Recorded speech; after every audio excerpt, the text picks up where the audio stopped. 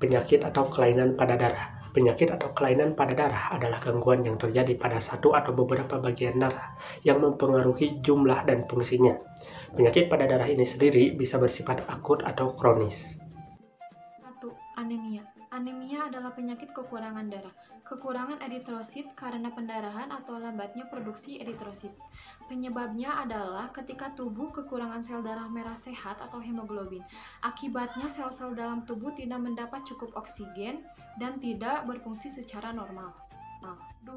Anemia sickle cell adalah sekelompok gangguan yang menyebabkan sel darah merah menjadi cacat dan rusak, disebabkan oleh mutasi gen yang diturunkan dari kedua orang tua, dan keduanya ini memiliki kelainan genetik. Kondisi pewarisan sifat genetik seperti ini disebut juga resesif autosomal. 3. Thalassemia adalah penyakit anemia karena faktor hereditas, terjadi akibat kelainan genetik. Kondisi ini menyebabkan gangguan produksi sel darah merah sehat, sehingga sel darah merah akan lebih cepat dihancurkan. 4. Hemofilia adalah gangguan ketika darah tidak membeku secara normal. Penyebabnya karena masalah pada gen, alias mutasi genetik yang membuat tubuh tidak cukup memiliki pembekuan tertentu. Nomor 5 adalah leukemia. Penyakit ini adalah penyakit kanker darah di mana leukosit bertambah banyak secara tidak terkendali. Penyakit ini disebabkan oleh kelainan sel darah putih di dalam tubuh. Nomor 6, leukopenia. Penyakit ini adalah kondisi rendahnya jumlah sel darah putih di dalam tubuh. Kondisi ini dapat disebabkan oleh berbagai hal, mulai dari infeksi berat hingga efek samping pengobatan. Jika tidak ditangani dengan tepat, leukopenia berpotensi menimbulkan komplikasi serius, bahkan kematian. Nomor 7, trombositopenia. Penyakit ini adalah kondisi saat jumlah keping darah atau trombosit rendah di bawah normal. Dapat disebabkan oleh kecanduan alkohol jangka panjang, penyakit liver, penyakit anemia aplastik, penyakit myelofibrosis, kelainan genetik, dan lain-lain. Nomor 8 adalah agranulositosis. Penyakit ini adalah kondisi saat sumsum tulang gagal membentuk granulosit. Dapat menimbulkan komplikasi serius, bahkan mengancam nyawa. Agranulositosis bisa terjadi akibat kelainan genetik, juga bisa disebabkan oleh kondisi-kondisi tertentu. Nomor 9 adalah eritroblastosis fetalis. Penyakit ini adalah kelainan darah yang berpotensi mengancam nyawa janin atau bayi yang baru lahir. Eritroblastosis fetalis umumnya disebabkan terjadinya isoimunisasi, yaitu proses pembentukan antibodi terhadap antigen individu lain yang berbeda. Kelainan pada pembuluh darah antara lain 1. Abrasi. Abrasi merupakan terjadinya inflamasi pembuluh darah yang menyisakan luka dan flak. Yang kedua adalah arteriosklerosis, yaitu di mana terjadinya penyempitan pembuluh darah yang diakibatkan karena adanya plak atau pengendapan kapur.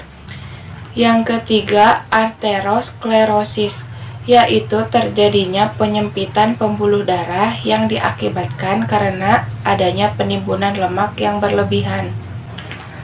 Yang keempat adalah embolus. Embolus yaitu kejadian di mana tersumbatnya pembuluh darah yang diakibatkan oleh benda yang bergerak. Kemudian ada trombus. Trombus adalah tersumbatnya pembuluh darah karena penumpukan keping darah yang membentuk penyumbat.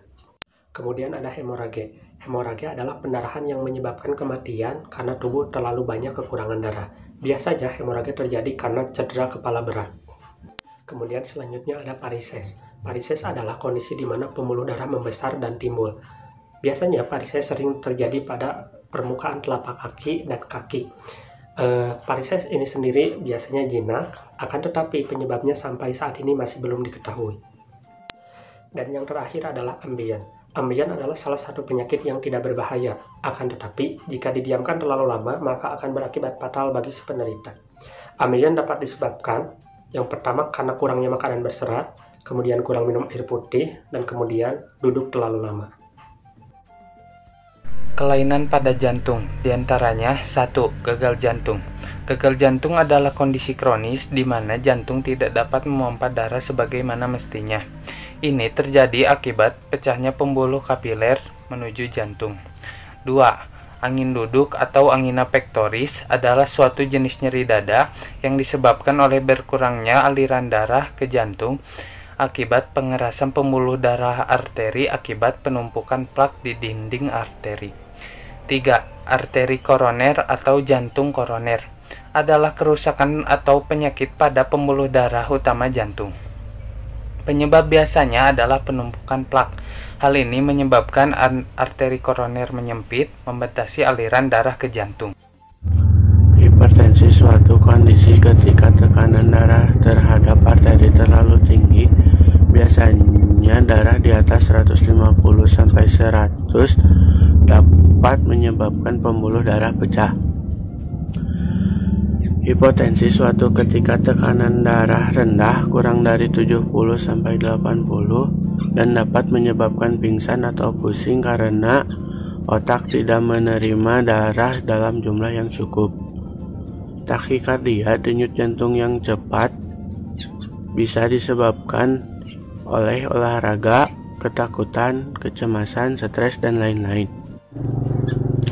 Bradikardia, denyut jantung lebih lambat, dapat disebabkan oleh hal-hal di luar penyakit, seperti riwayat keluarga yang memiliki denyut jantung lambat, kebugaran yang tinggi, tidur, dan lain-lain. Nah, ada beberapa upaya yang dapat kita lakukan supaya kita terhindar dari penyakit atau kelainan pada darah.